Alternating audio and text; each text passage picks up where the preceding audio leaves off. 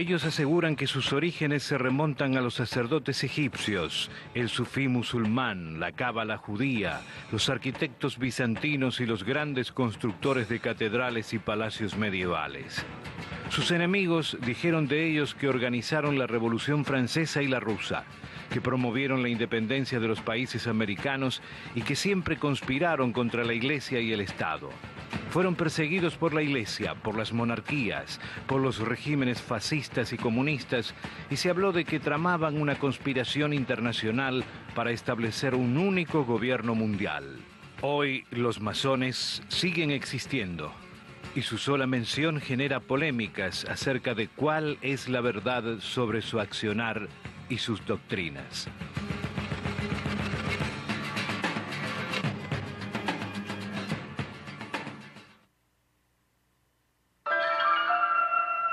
Dice la leyenda que en el siglo X a.C., el rey Salomón delegó en el gran maestro Hiram Abib la construcción del templo de Jerusalén.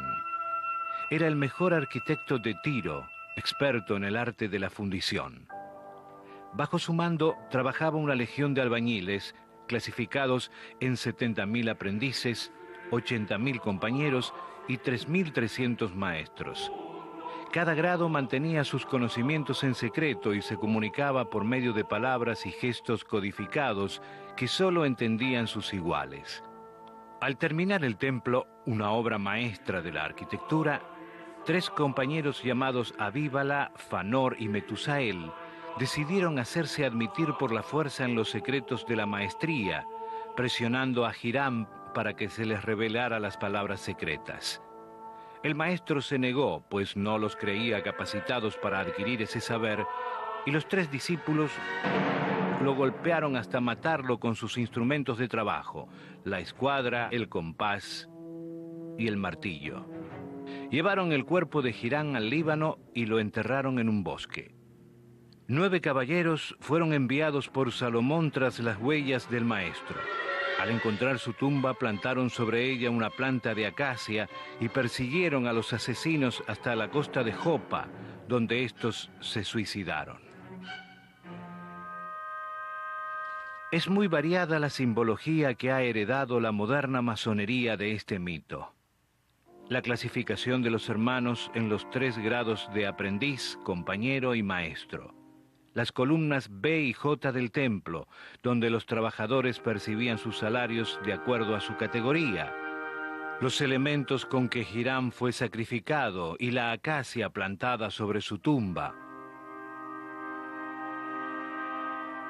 Otros símbolos de la orden, como la estrella de David o la reconstrucción del templo de Salomón, recuerdan a la cábala judía, explicación secreta del sentido de los pasajes bíblicos. Lo mismo ocurre con el gnosticismo cristiano, el sufí y el budismo zen. Algunos historiadores sostienen que los primeros masones fueron los sacerdotes egipcios de Memphis y Heliópolis, quienes conocían las ciencias físicas y la astronomía, saberes que luego se trasladaron al pueblo judío en las doctrinas herméticas. Con la destrucción del templo de Salomón, el paganismo se apoderó de sus secretos y ceremonias. La masonería reapareció con el cristianismo con el objetivo de reconstruir el templo y se expandió por el mundo. Los propulsores de la antigüedad de la masonería han llevado esta creencia al extremo de sostener a modo de parábola que el primer masón fue Adán, quien habría sido iniciado por el gran arquitecto del universo. La idea del gran arquitecto creador del universo aún se mantiene en algunas logias masónicas. Entonces, para la masonería inglesa, el primer hecho fundamental es la creencia en Dios. De tal forma que en las constituciones queda excluido el ateo estúpido y libertino, con una terminología muy presbiteriana de la época, o muy maniquea de la época, ¿no? Y entonces los masones hemos creado a través de los siglos un concepto que los involucra a todos los dioses, que es gran arquitecto del universo, pero con un cuidado, esto no es sincretismo. Sincretismo es decir, bueno, hay un Dios pero que se mueve, todos los dioses son el mismo. Y esto no. Creemos que si nosotros dijésemos que tenemos un Dios, que no lo tenemos, hemos leído en algún libro que tenemos un Dios y que le denominamos gran arquitecto del universo, y esto no es cierto, sino que es la expresión que permite tener en las reuniones charlas con nuestros iguales, en las cuales estamos hablando de un concepto creador, respetando lo que cada uno interprete. Si fuésemos sincretistas, estaríamos ofendiendo a nuestro hermano judío, a nuestro hermano católico romano, a nuestro hermano evangélico, protestante, musulmán o lo que fuese. La inclusión de la leyenda de Hiram o de la figura del gran arquitecto en su mitología no hace de la masonería una religión. La masonería es una sociedad secreta que se reconoce como una antigua fraternidad dedicada a la filantropía, que rinde culto a la naturaleza, la más antigua de las creencias. Como en cualquier sociedad secreta, hay un rito de iniciación. Es la persona la que tiene que tomar una decisión. Usualmente se cree que nosotros somos los que invitamos. En realidad no es así. Es una opción del individuo. Generalmente vienen de familias o tienen amigos masones. Yo tengo familiares masones. Mi padre, mis tíos, ellos me presentaron.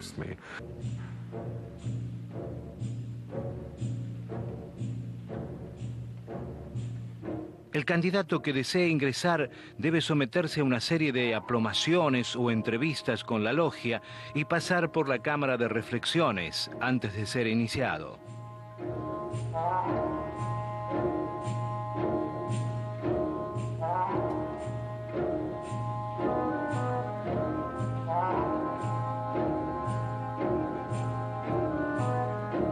La forma de ingreso a la masonería es francamente fácil, porque no solo hace falta que, o no es indispensable, digamos, que los masones inviten a otras personas, sino que también se puede venir y golpear las puertas de nuestra sede solicitando el ingreso y la admisión. Por supuesto, después esa persona tiene un proceso por el cual es conocido o ha de ser previamente conocido por los miembros de la orden, y en función de lo cual finalmente será admitido o ingresará a ella. Maçon en francés significa albañil. La mayor parte de los historiadores coincide en que los orígenes de la masonería se remontan a la Edad Media.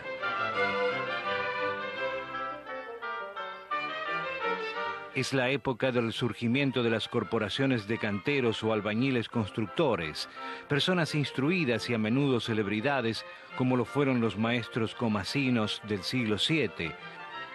Las grandes construcciones de catedrales, templos, palacios y puentes medievales hicieron que se valorizara aún más el trabajo de los constructores. Por esa época comenzaron a agruparse en guildas, fraternidades laborales que defendían a sus miembros de los abusos de los poderosos. Los hermanos, para ser admitidos, debían haber nacido libres, tener conducta irreprochable y ser conocedores del oficio. Los requerimientos son bastante simples, son ser mayor de edad, hombre, libre y de buenas costumbres, y ser creyente. Libre quiere decir, pues no que uno no es esclavo, que está amarrado a algún sitio, sino que su entrada o su ingreso en la masonería no pueda ser considerada como una acción en detrimento a terceros. Nosotros tenemos bien claro que nuestras prioridades son uno mismo, su entorno y su familia, y después la institución, nunca al revés. Eso es en lo que se refiere a ser libre. Nunca tengas una conducta que pueda actuar en detrimento tuyo, de tu familia o de la institución. Y de ahí se deducen las restricciones naturales que uno tiene. Las guildas se reunían en una casa pequeña a la que llamaban logia o taller. Además de los secretos del arte de la construcción, los maestros iniciaban a los aprendices en un saber filosófico que tenía sus raíces en la tradición esotérica, la filosofía pitagórica y la alquimia medieval, ciencia que buscaba transformar los metales en oro mediante fórmulas químicas, además de una transmutación espiritual. En la Edad Media, estos saberes debían ser guardados discretamente ante las posibles persecuciones de la Iglesia y de los príncipes que consideraban heréticas a muchas de estas actividades. Las corporaciones fueron altamente productivas y difundieron dos estilos arquitectónicos: el románico, católico, que imperó entre el 1000 y 1200, y el gótico, germano, que adquirió una forma laica y más popular, especialmente entre 1225 y 1525. Hacia el año 1300, dicen algunos historiadores, habrían ingresado en una corporación de albañiles inglesa miembros de la Orden del Temple, al principio como protectores, pero luego los habrían ido reemplazando. La Orden de los Caballeros del Temple, de carácter religioso-militar, fue fundada en 1118, y sus caballeros alojados en el Templo de Salomón, de donde recibieron el nombre de templarios.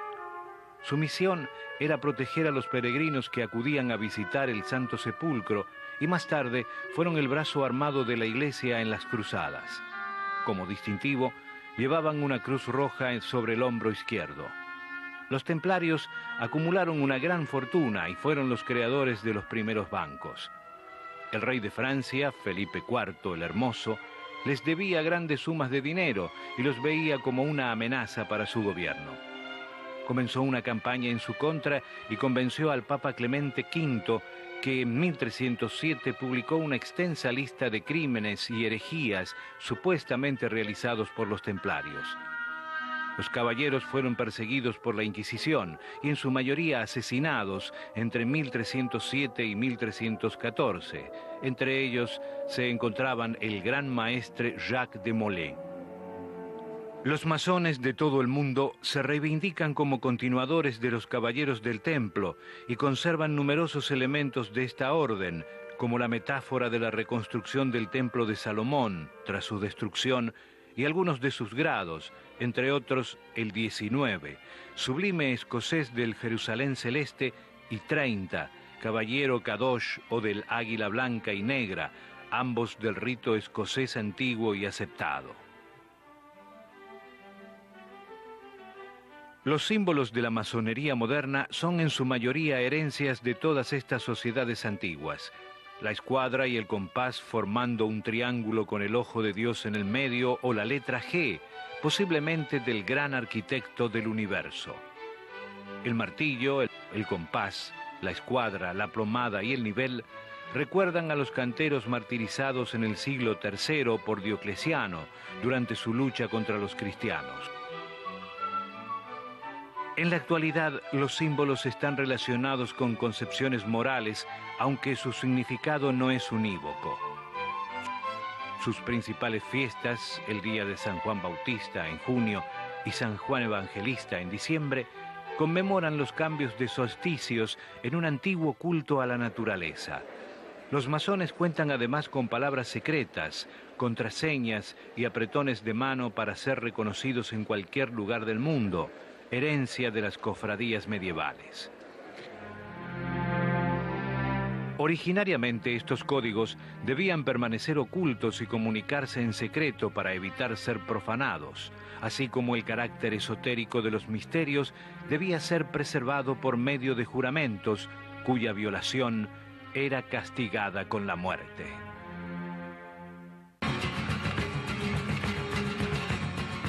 La primera asamblea de masones de la que se conserva documentación tuvo lugar en Alemania en 1275. Los trabajadores estaban exentos del pago de los impuestos, por lo que la orden comenzó a denominarse francmasonería, o en inglés Freemasonry. En el mismo siglo XV se fundó la Sociedad General de los Francmasones de Alemania, con numerosos talleres y logias, al igual que en otros países de Europa. Pero la historia de la masonería es también la historia de su enfrentamiento con la Iglesia y la persecución de los masones por parte de esta.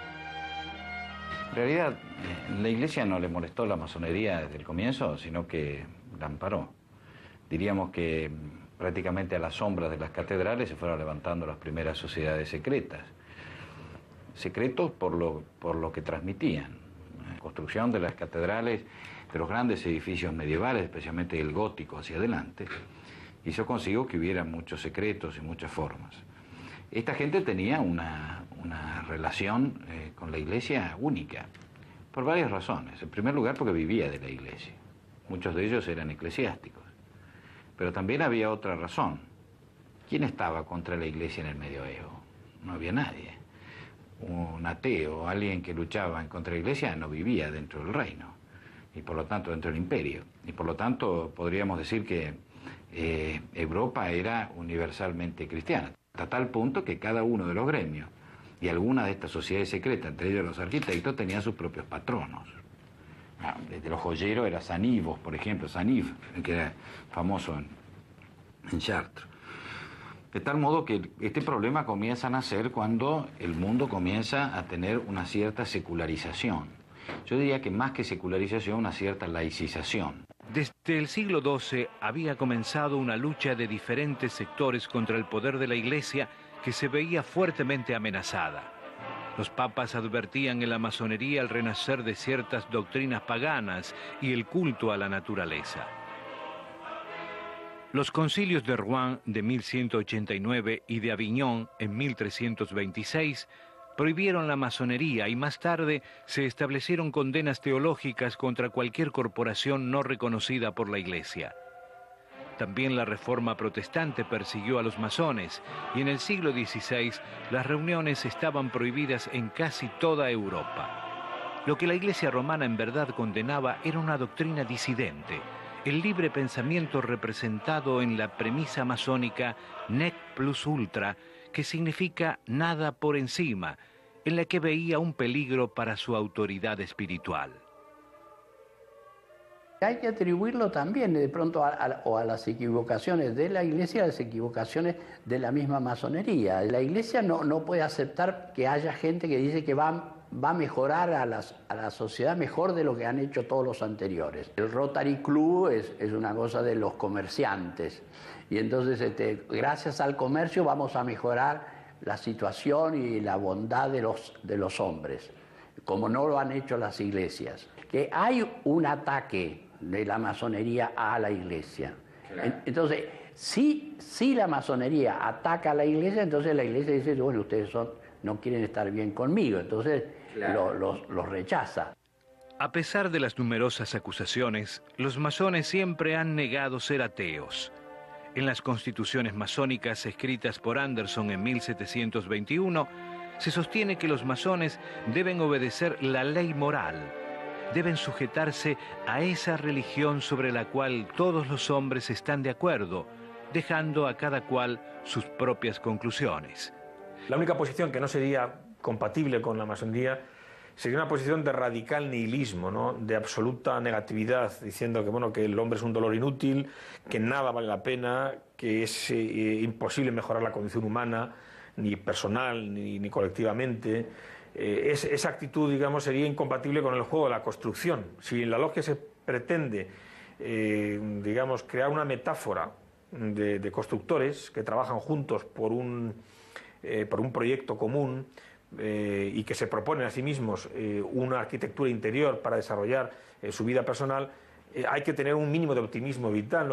Algo puede ser construido. En este caos aparente, algún orden se podrá encontrar, o bien un orden proporcionado por un Dios revelado o por una voluntad humana de proyectar ese orden. En fin, tiene que haber algún tipo de orden sobre el cual se pueda construir. Un caos absoluto, un azar total, digamos, una posición de nihilismo radical no sería compatible con la masonería, y no por ningún tipo de limitación, sino porque faltaría ese presupuesto básico de que vamos a construir juntos, ¿no? Los masones se han jactado, sobre todo a partir del nacimiento de la masonería moderna, de poseer un espíritu de tolerancia hacia todas las creencias. En los siglos XVIII y XIX, las logias, que habían tenido un origen cristiano, se abrieron a judíos, musulmanes, budistas, panteístas y librepensadores en general. La masonería aceptaba a los católicos en su seno. Muchos sacerdotes eran iniciados y algunas logias exigían a sus miembros la pertenencia al cristianismo. Sin embargo, la persecución de los masones por parte de la Iglesia persistiría en los siglos siguientes. Siglo XVIII. Primera prohibición del Papa Clemente XII, 1738. La masonería nace en 1717. Segunda prohibición papal, excomunión, 1751 con Benedicto XIV. Motivos que dan estos dos papas.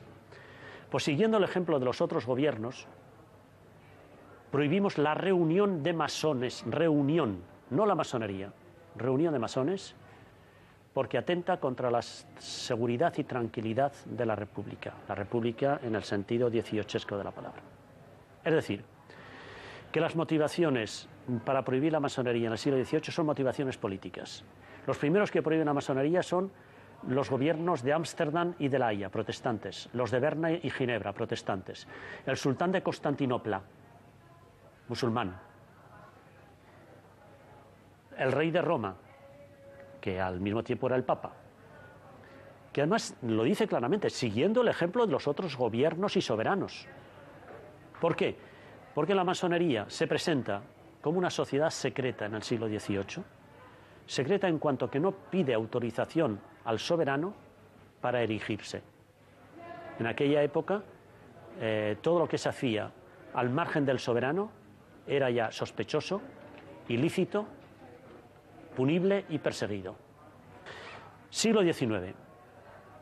Ha tenido lugar la Revolución Francesa, la identificación de la masonería con el liberalismo, con la defensa de los derechos del hombre. Entonces, todas las prohibiciones son de los gobiernos absolutistas que no admiten el hecho consumado de la Revolución Francesa, que identifican la masonería con el liberalismo. La maquinación contra la Iglesia puede ser un ataque a sus dogmas, un ataque a las personas que lo realizan, o un ataque también a la situación eclesiástica terrena. No toda sociedad secreta maquina contra la Iglesia. La Congregación para la Doctrina de la Fe dio una respuesta al tema. Entonces, ¿qué se entendía por estas sociedades que maquinan contra la Iglesia? Si estaba incluida o excluida la masonería. El texto dice que está incluida la masonería, especialmente por dos motivos.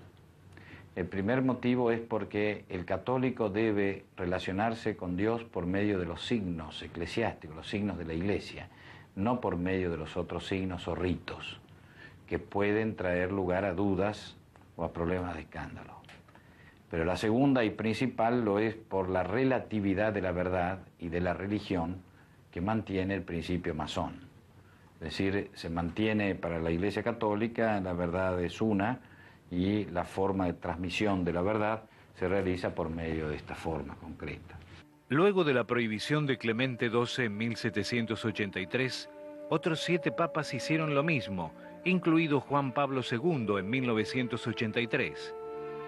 En la actualidad, el cardenal Joseph Ratzinger dirige la Congregación para la Doctrina de la Fe, nombre moderno del Tribunal de la Santa Inquisición. Se trata del organismo eclesiástico que con mayor virulencia ha considerado a la masonería como un enemigo mortal. Y a la masonería no se le puede juzgar como si fuera una religión y los ritos masánicos como si fueran los sustitutivos de los sacramentos.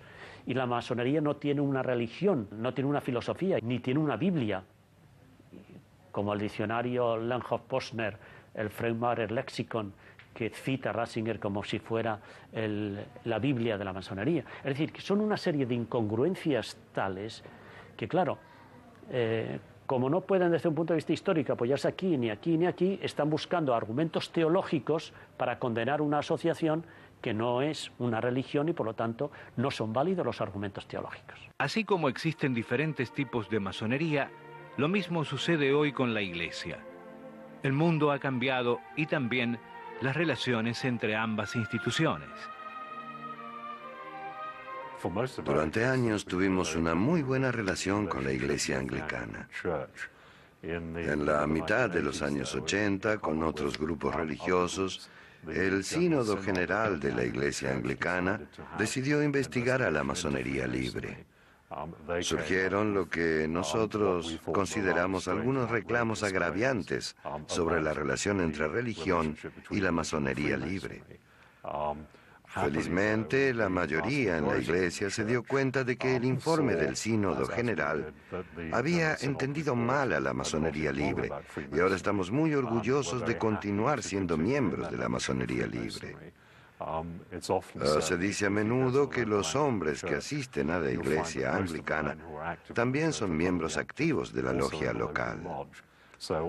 Pese a la mala imagen de que no nos llevamos bien, la realidad es que nos llevamos muy bien con la Iglesia Anglicana.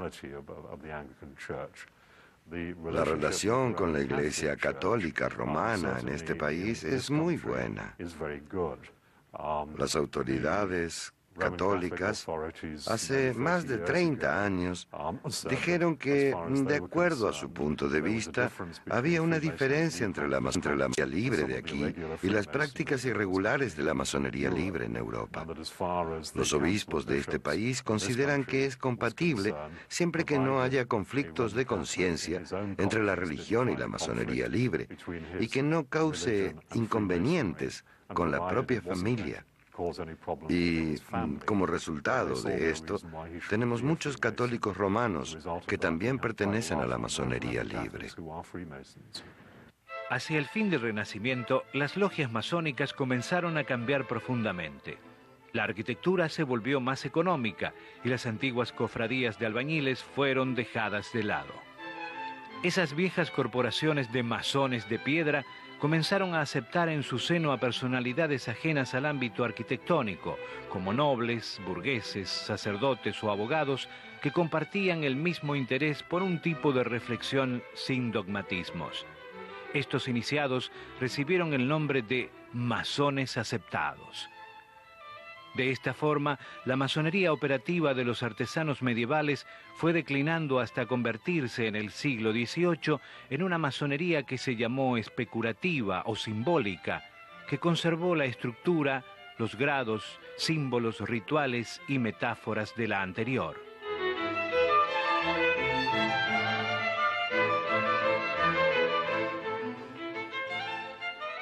El rito es un conjunto de reglas con las cuales se practican las ceremonias y se comunican los signos, toques, palabras, demás instrucciones secretas y los grados. Con estos conocimientos, un masón puede ser reconocido como un hermano en cualquier logia del mundo. Hay casi 80 ritos o sistemas rituales distintos. Entre los más conocidos se encuentran el rito escocés antiguo y aceptado, con sus 33 grados, el rito de York, el rito antiguo reformado y el rito de heredón o de perfección.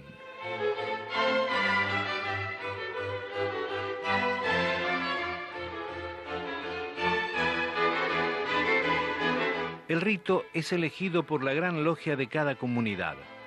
Para configurar una logia no puede haber menos de 7 miembros, aunque el número ideal es entre 15 y 50 integrantes.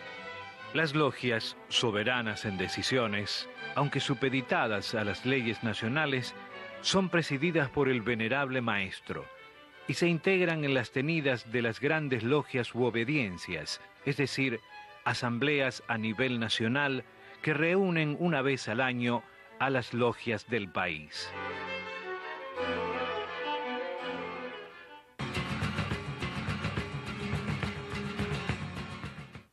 En 1717, el día de San Juan Bautista, patrono de los masones, 4 logias inglesas se reunieron en Londres.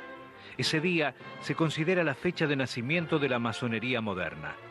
Allí fue elegido el gran maestre George Payne y se constituyó una logia central, la Gran Logia de Inglaterra, con un nuevo estatuto. Se establecieron las 3 joyas de las logias: la escuadra, el compás y el libro sagrado, símbolos del triple lema igualdad, libertad y fraternidad. De su cuna en Alemania e Italia, la masonería había pasado a Inglaterra. Luego volvió al continente y se expandió por toda Europa. En 1750 había también logias en Bohemia, Rusia, el continente americano, África, la India y Japón. Personalidades de todos los ámbitos y nacionalidades se iniciaron en la cofradía, como los compositores Wolfgang Amadeus Mozart, Johann Sebastian Bach y Ludwig van Beethoven, escritores como Alejandro Dumas y León Tolstoy, y miembros de la Corona de Inglaterra, Suecia, Prusia y Dinamarca. Pero el mundo europeo estaba cambiando. El iluminismo comenzaba a dar por tierra con varios siglos de oscurantismo e implantaba en el trono a la razón. La masonería no era ajena a estos cambios. Muchos se producían en sus logias y algunas cofradías se inclinaron hacia la acción política. Los detractores de la orden sostienen que ella fue la que organizó la Revolución Francesa, las dos comunas de París y la Revolución Rusa. Lo cierto es que a lo largo de la historia muchos masones tomaron parte activa en muchos movimientos revolucionarios como los que tuvieron lugar en Inglaterra en el siglo XVII, la independencia norteamericana, el movimiento emancipador hispanoamericano, las dos repúblicas españolas. También hubo presencia de masones en el movimiento emancipador chino, liderado por Sun Yat-sen, que derrocó a la dinastía manchú.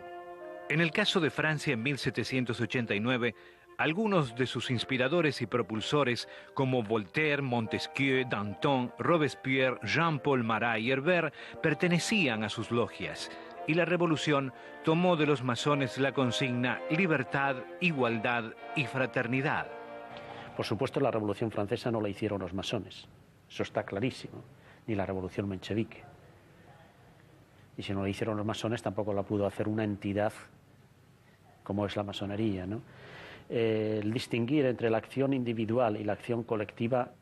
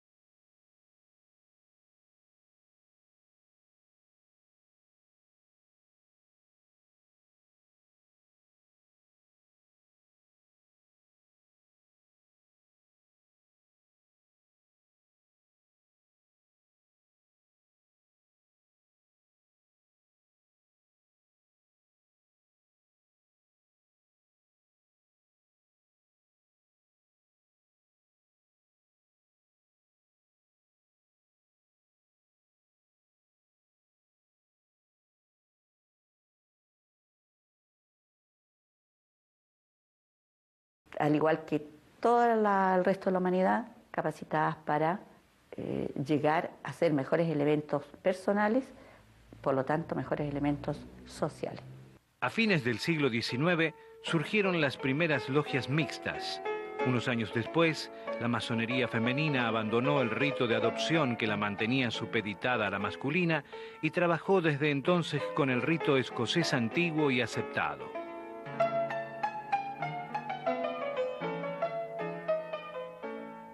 Yo creo que el elemento más importante, más trascendental, más revolucionario que se ha provocado en el siglo XX, yo creo de todos los que hemos padecido, disfrutado, es la aparición de la mujer como personaje público. La mujer que era, en cierto modo, un ser limitado a la privacidad, que era, en cierto modo, la dueña de la privacidad, digamos, ha renunciado a parte de esa privacidad para entrar en el mundo de lo público, de lo político, lo social, lo universitario y también en masonería. Yo creo que el fenómeno de la incorporación de la mujer a la masonería es el fenómeno más trascendental y que más impacto puede tener en el futuro, porque afecta, y aunque existe masonería femenina y mixta desde hace más de 100 años, todavía sigue siendo una masonería relativamente minoritaria, todavía en el mundo. Sobre los 7 u 8 millones de masones que puede haber en todo el mundo, pues habrá 200.000 masonas, digamos 300.000, todavía un número muy pequeño, quizá en países como Francia, Francia, Bélgica, Italia, ese número, esa proporción es significativa, pero en el conjunto del mundo todavía sigue siendo muy reducida. No solo la admisión de las mujeres significó un cambio para la masonería. La cofradía que siglos atrás hizo a sus miembros un juramento de silencio bajo amenaza de muerte, sostiene hoy que no es una sociedad secreta, sino discreta. El que desea hacer pública su condición de masón puede hacerlo, pero está impedido de hacer declaraciones con respecto a sus hermanos sin su consentimiento. Claro, eso no es fácil entender. Una asociación secreta de la que se pueden comprar sus constituciones, de la que se pueden comprar sus revistas, en la que se puede trabajar en sus archivos, que se conocen la dirección de todas las logias masónicas del mundo, puesto que se publica. Podría haberla traído aquí, yo no soy masón y sin embargo la tengo, ¿no? ¿Dónde está el secreto? Hay asociaciones católicas que son mucho más secretas. Entonces, la masonería no es una asociación secreta. Como mucho será una asociación discreta. No andan por ahí diciendo yo soy masón. Sin embargo, la mayor parte de ellos suele llevar en la solapa el emblema diciendo yo soy masón. O bien la hoja de la acacia, o bien el escudo, el anagrama del compás. Pero eso no es ser secreto. Por lo tanto, la masonería no es una sociedad secreta. Que la masonería, en situaciones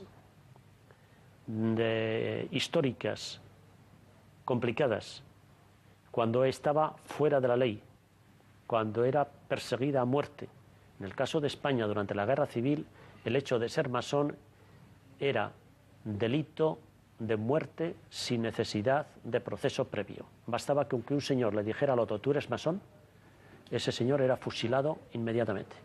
En el año 1887, un periodista conocido como Leo Taxil creó una historia en la que acusaba a los masones de realizar ritos satánicos, practicar la brujería y conspirar contra el poder político y religioso.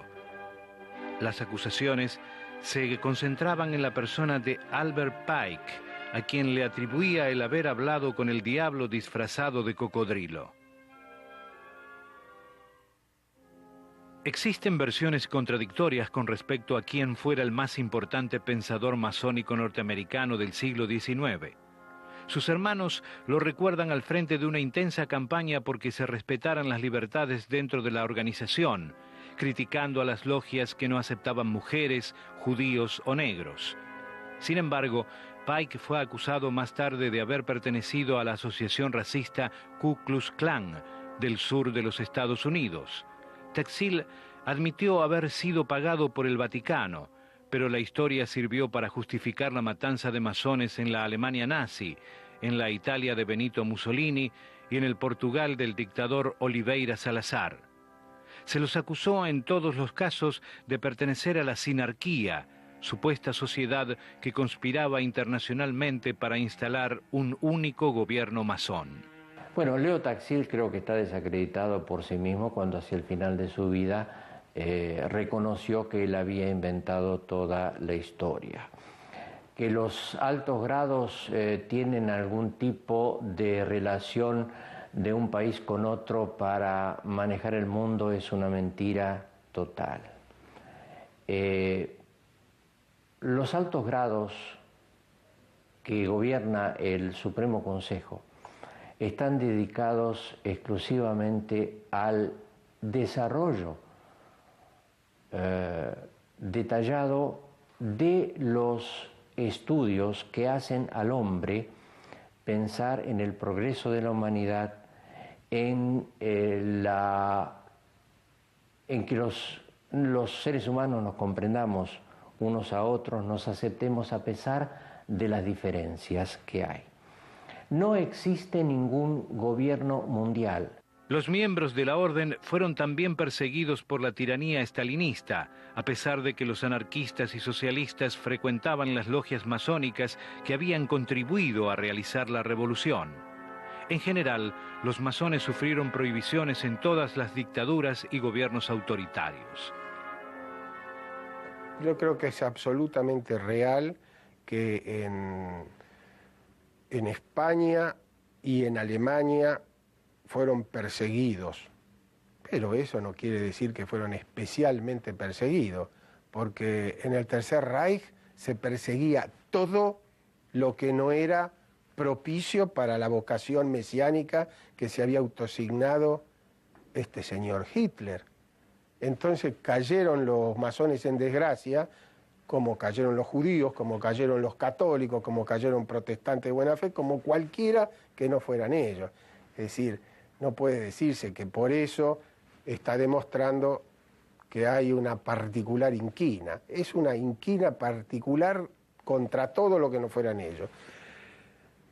Lo del señor Franco creo que es un poco diferente y ahí me parece que está la presencia de esa faz triunfalista de poder de la Iglesia que venía de una victoria, porque fue una victoria que obtuvieron en la guerra del 36-39 y que naturalmente en las filas republicanas, además de valiosísima gente que no tenía nada que ver con la masonería, habría seguramente masones, entonces aprovecharon. Pero Franco persiguió muchísimo más a los comunistas que a la masonería, hizo muchísimo más desgaste y sangría y permanente contra los comunistas que contra la masonería. Entonces me parece que están diciendo una verdad a medias. Es cierto que fueron perseguidos, pero no fueron exclusivamente perseguidos. En los regímenes dictatoriales se persigue a todo lo que no sea la voz del dictador. Pero los masones nunca abrazaron una causa política en forma unificada y no siempre estuvieron de parte de las revoluciones. Es el caso de la famosa logia italiana Propaganda II, o P2, algunos de cuyos integrantes, bajo el mando del fascista Licio Gelli, formaron una logia pseudo-masónica. Detrás de esta se escondía la organización Ordine Nuovo, a la que se atribuyó la masacre de Piazza Fontana en 1969 y, 10 años más tarde, el asesinato de Vittorio Corsio. En primer lugar, los masones apoyaron a Mussolini y apoyaron a Hitler. Y cuando se dieron cuenta ya era demasiado tarde. En Italia tuvieron que autodisolverse cuando Mussolini empezó la persecución. Pero en un principio le apoyaron. Y a Hitler también. Y si preguntamos qué ha pasado con algunas dictaduras de la América hispana... Chile. Bueno, Allende era masón, pero es que Pinochet también. ¿Y cuál fue la actitud de la masonería ante Pinochet? ¿Y cuándo empieza la masonería a intentar deslindarse sui generis? Y no digamos nada del caso de Argentina. ¿Cuándo la masonería ha dado la cara por defender la libertad, los derechos del hombre, por lanzar un grito contra los desaparecidos? ¿Cuándo lo ha hecho? El mismo caso se dio en Nicaragua con el revolucionario Augusto Sandino y el dictador Anastasio Somoza, ambos masones, y en Argentina con Domingo Sarmiento y sus adversarios, José Hernández y Olegario B. Andrade. En Inglaterra, la orden albergó tanto al conservador Winston Churchill como al laborista Clement Attlee. Pues haciendo un traslado histórico, en el hecho de la Guerra Civil Española, que la hemos estudiado bien, por ejemplo, aquí en Zaragoza, el capitán general era un masón, el general Cabanellas, que se puso del lado de Franco. El gobierno de la República de Madrid le envió a otro general, también masón, Núñez de Prado, para que parlamentara con Cabanellas y consiguiera recuperar Aragón a la zona republicana y no a la zona de los rebeldes sublevados. ¿Qué es lo que hizo el general Cabanellas? Fusilar a su hermano masón, a él y al chofer, bueno, y al piloto que lo había traído a Zaragoza. ¿Qué predominó en él? Lo militar. Pero es que eso, si lo analizamos, lo vemos que en cada caso concreto hay militares que están con Franco, que son masones, y hay militares que están con la República, que son masones. Es decir, que no marca indeleblemente el ser masón, tanto más que el ser masón para muchos es puramente anecdótico. Se es masón durante unos meses, unos años de la vida. Si la masonería es hoy una sociedad discreta que se permite hablar públicamente, que tiene cientos de sitios en Internet y una imagen pública muy fuerte, es porque ya no es perseguida por los gobiernos.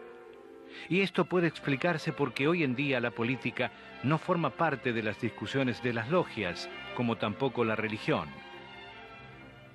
En el siglo XVIII, la masonería se expandió por todo el mundo. Mientras en Europa sus afiliados intervenían en las grandes revoluciones, la semilla se diseminaba por el nuevo continente. Se dijo que Simón Bolívar, Francisco de Miranda, José Martí y otros héroes de la independencia latinoamericana fueron masones. Algunos historiadores aseguraron que San Martín y Bolívar se saludaron en Guayaquil con un abrazo fraterno, conocido solo por los iniciados del compás y la escuadra. ¿Fue ese encuentro un triunfo de la cofradía? ¿Fue la logia Lautaro, con sus ideas emancipadoras, una logia masónica? La orden sostiene que patriotas como Manuel Belgrano, Cornelio Saavedra y Juan José Paso fueron iniciados. Durante el régimen de Juan Manuel de Rosas, los masones fueron perseguidos y al terminar su gobierno se fundó la Institución Nacional de la Masonería Argentina Moderna.